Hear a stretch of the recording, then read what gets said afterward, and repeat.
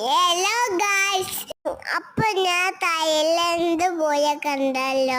ഇപ്പൊ ഞാൻ പെയിനിലാണ് ഉള്ളത്. അപ്പൊ നമ്മള് മാങ്കോക്കയിലെത്തി.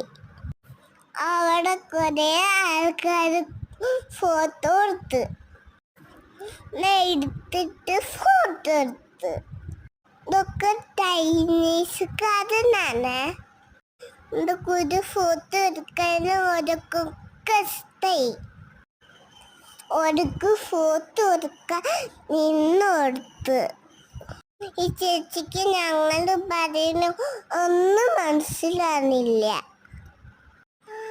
ഞാൻ പേര് പറഞ്ഞെടുത്തിട്ട് എനിക്ക് മനസ്സിലാകുന്നില്ല.